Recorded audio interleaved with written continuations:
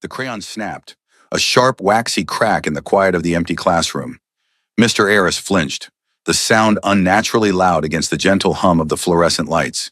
He was on his knees gathering the day's artistic debris from under the small tables, a ritual of rainbow-colored scraps and broken nubs. This one was different. A stick of black crayon, broken clean in half, lay beside a piece of construction paper he'd missed. He picked up the drawing. It was from Leo. He knew the boy's style instantly. Hesitant lines, a world confined to the bottom third of the page, as if afraid to take up too much space. Most of the drawing was standard first-grade fare: a wobbly, smiling sun, a boxy house with a triangle roof, two stick figures holding hands, a mother and a son, he presumed. The colors were bright, cheerful. But on the right side of the page, things changed. A shape loomed behind the house. It wasn't a cloud or a tree. It was a smudge of furious black and gray, scribbled with so much pressure it had torn the paper in places. It had no clear form, but Mr. Aris could make out two pinpricks of red, like malevolent eyes staring out from the darkness. The shadow bled into the cheerful scene, its tendrils reaching toward the smaller stick figure. Leo's self-portrait. The boy's drawn-on smile was a wavering, uncertain line, unlike the confident curve on the mother figure. Mr. Aris ran his thumb over the dark patch. The wax was thick, layered, almost like a scar on the paper. He'd seen 1,000 drawings of monsters and bad guys, the wild imaginings of 6-year-olds. They were usually goofy, purple, sporting 3 heads or riding a skateboard. They weren't like this. This felt personal. This felt like a secret. He carefully folded the paper and tucked it into the inner pocket of his jacket, the waxy texture a strange weight against his chest. The broken black crayon felt heavy in his palm. He dropped the 2 halves into the bin, but he couldn't throw away the drawing. Not this one. Over the next few weeks, Mr. Aris became a quiet observer of Leo. The boy was a ghost in the bustling classroom. He never raised his hand. He never volunteered to share. When spoken to, he'd answer in a voice so soft it was barely a whisper, his eyes fixed on his own worn sneakers. He was a master of making himself small, of folding into the background until he was just another piece of furniture, and he always wore long sleeves. Even as September warmed into an unseasonably hot October, Leo came to school in sweaters and long-sleeve shirts, the cuffs pulled down tight over his wrists. Once during a particularly messy painting session, Mr. Aris had gently tried to roll up the boy's sleeves. Leo had flinched back so violently he'd knocked over his cup of water, his eyes wide with a panic that was far too old for his face. "No," he'd whispered, yanking the damp fabric back down. "I'm okay." Mr. Aris didn't push, but he saw. He saw the way Leo startled at any sudden noise. A dropped book, a chair scraping too loudly, another child's gleeful shriek on the playground. It wasn't a normal jump. It was a full-body recoil, his shoulders hunching up to his ears, his hands flying up to protect his head, a gesture practiced and instinctive. The drawings became his primary source of intel. He started giving the class more free draw time, just to see what Leo would produce. He never drew the shadow man at his desk, not when others could see. He would wait until the last few minutes of the day, or he'd stuff the paper into his cubby unfinished. Mr. Aris would retrieve them after the final bell rang and the last child had been picked up. He spread them out on his own kitchen table at night, a disturbing gallery under the warm light. The shadow man was a recurring character. In one, he was a giant, misshapen head peering into a window of the boxy house. In another, he was just a pair of large, spiky hands reaching down from the top of the page towards the small figure of Leo, who was drawn cowering under a table. The mother figure was often there, but she was always facing away, or her own stick figure face was streaked with blue crayon tears. One drawing made Mr. Aris feel physically ill. The shadow man was more defined this time, a tall, dark rectangle of a body. In its hand, it held a long, thin black line, a belt.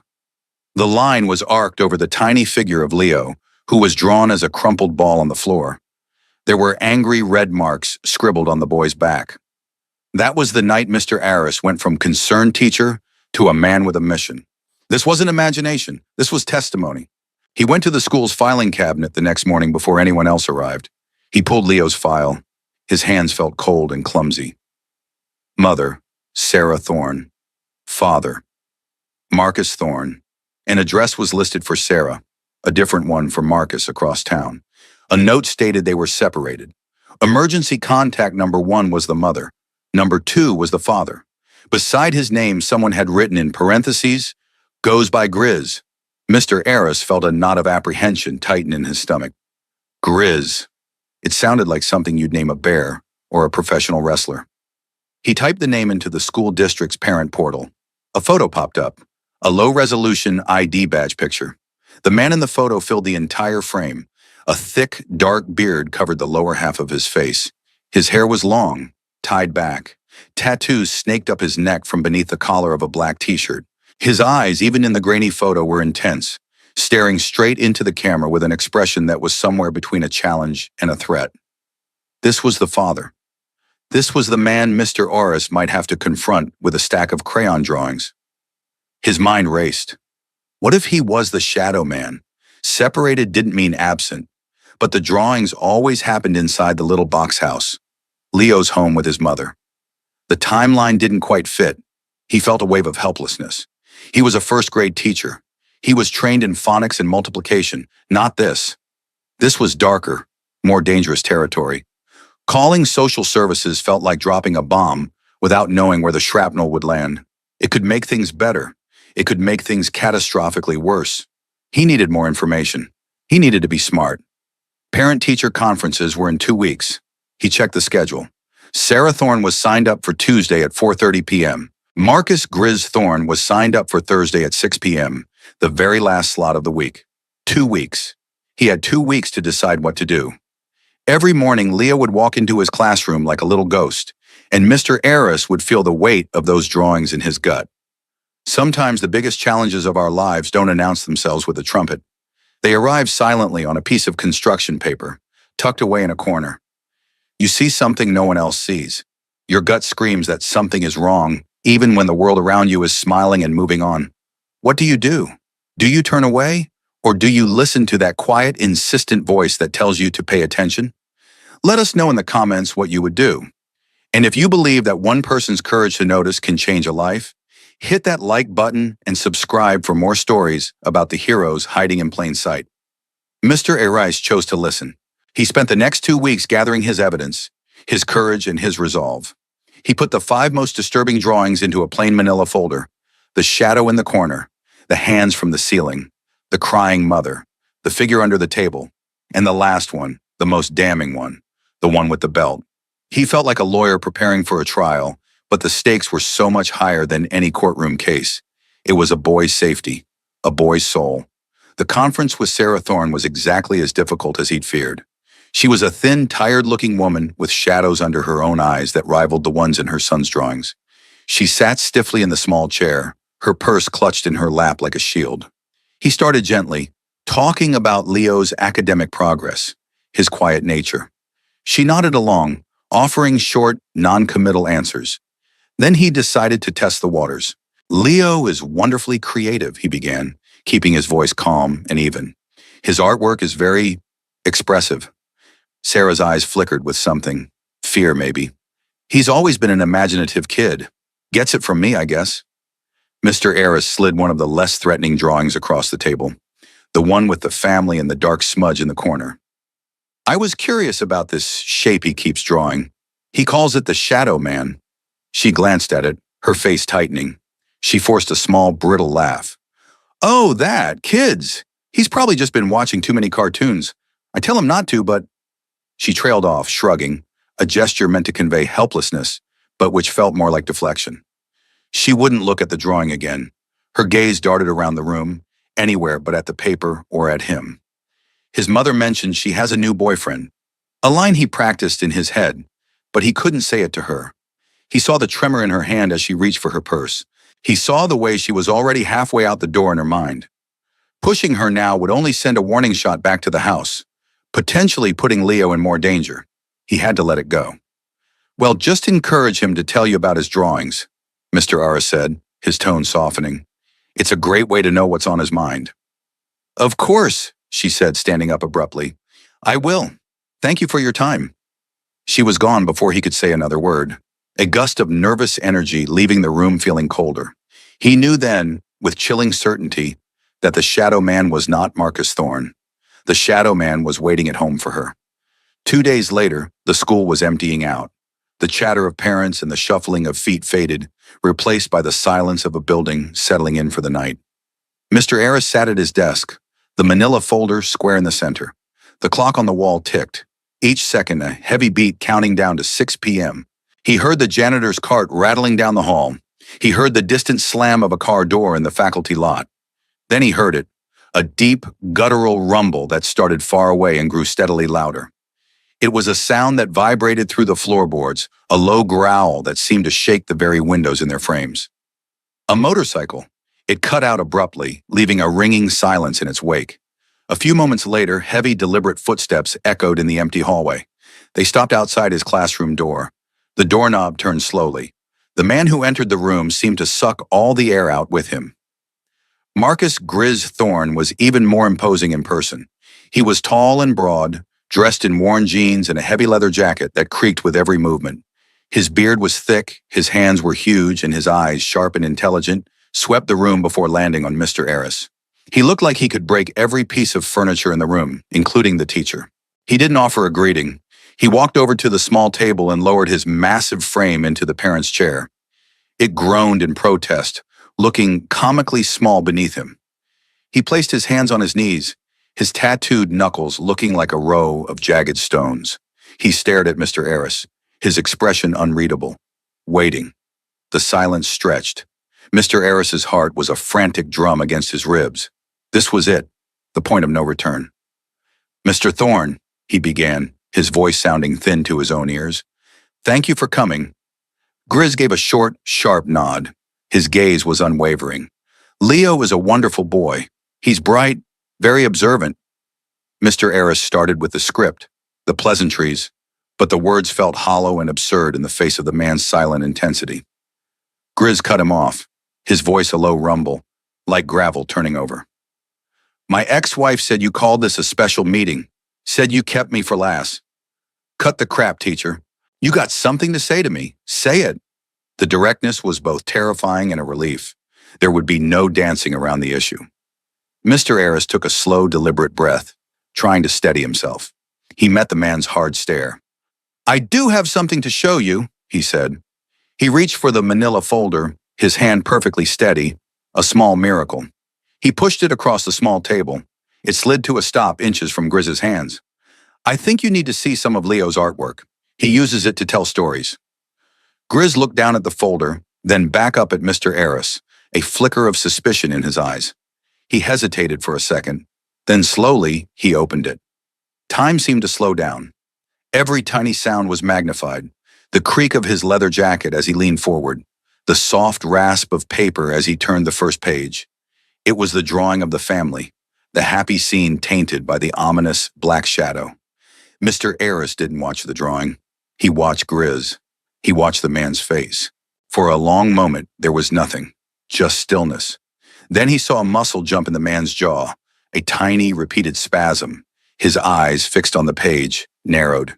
He stared at the drawing for what felt like an eternity, his knuckles whitening where he gripped the edge of the folder. Without a word, he flipped to the next page. The spiky hands reaching from the ceiling, his breath, which had been deep and even, hitched.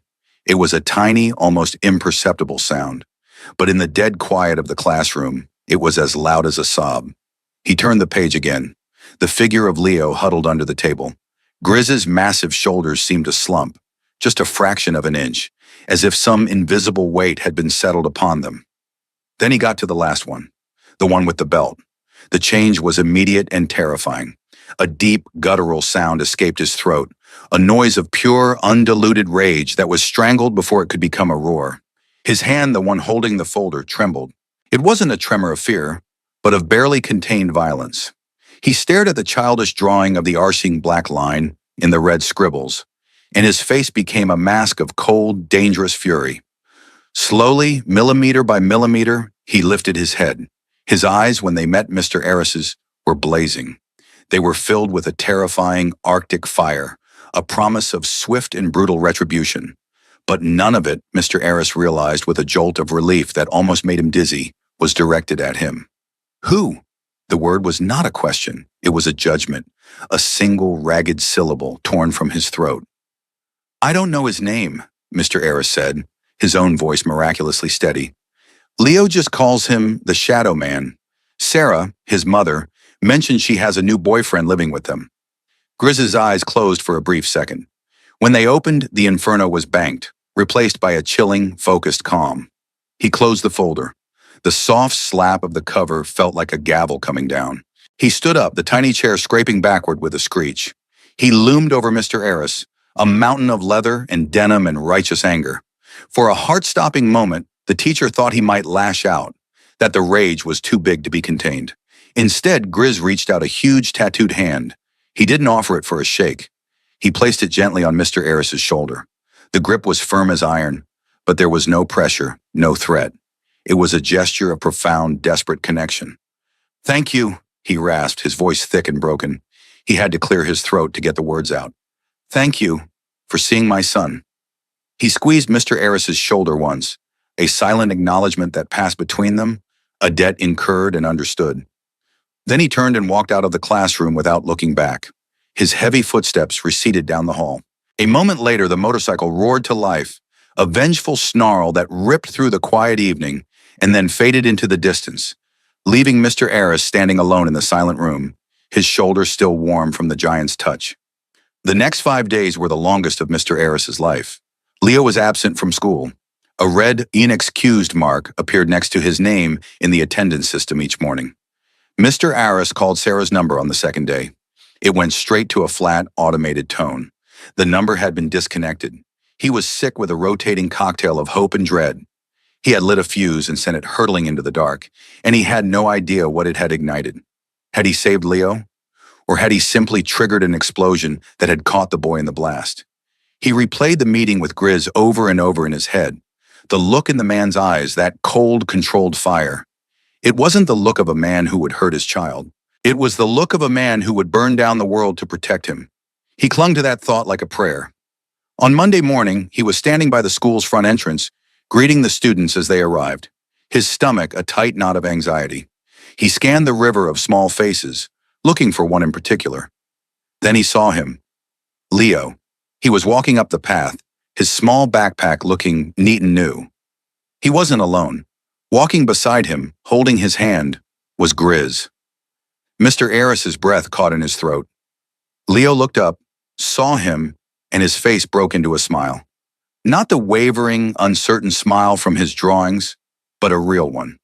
A bright, gap-toothed, 6-year-old smile that lit up his whole face. He let go of his father's hand and ran, closing the distance between them in a flurry of small, happy steps. He crashed into Mr. Eris's legs and wrapped his arms around them in a fierce hug. "Hi, Mr. Ari," he mumbled into his trousers. Mr. Aris rested a hand on the boy's head, his heart swelling with a relief so profound it felt like he could weep. He looked up as Grizz approached. The big man stopped a few feet away. He looked tired, but the dangerous tension was gone from his shoulders. The cold fire in his eyes had been replaced by a deep, quiet exhaustion. "He's with me now," Grizz said, his voice still a low rumble, but softer. "Got an emergency order. Full custody. He's safe." "And his mom?" Mr. Eris asked softly. Grizz's jaw tightened for a second. "She's getting help, in a facility upstate. The other guy—" He paused, his gaze turning hard as granite for just a moment.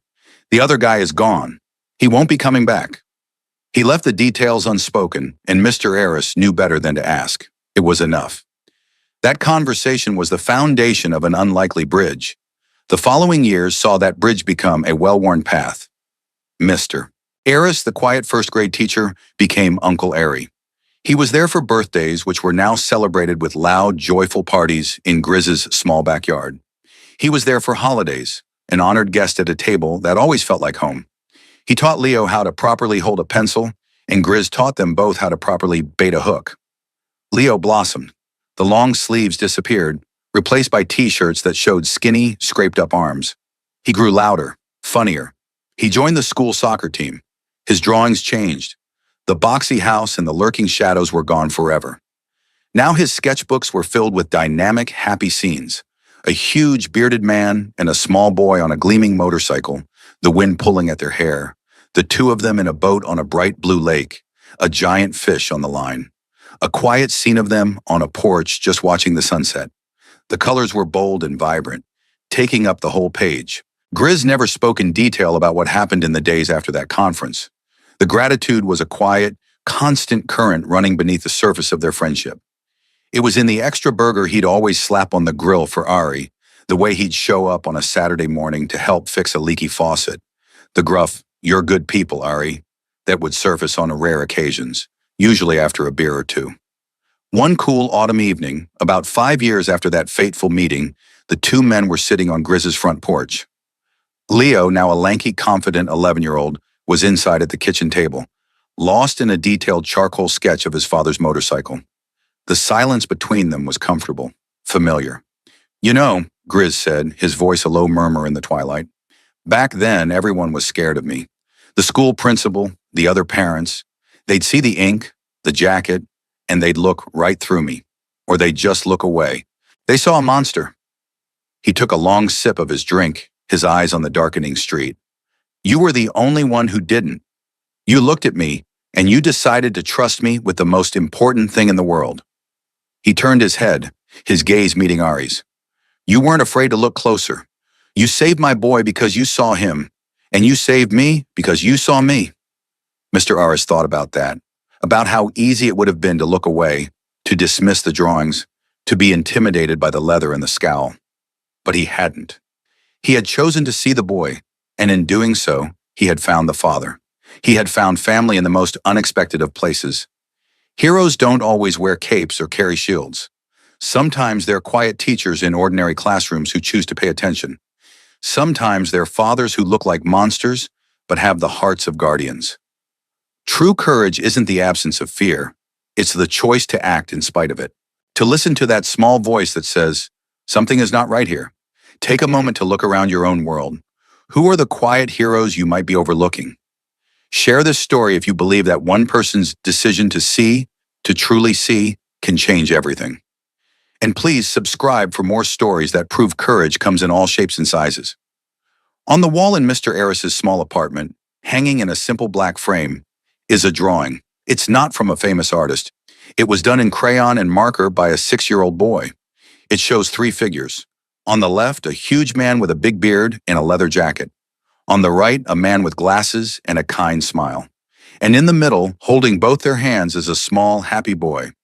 Underneath, in a child's careful, determined script, are 3 words: "My family."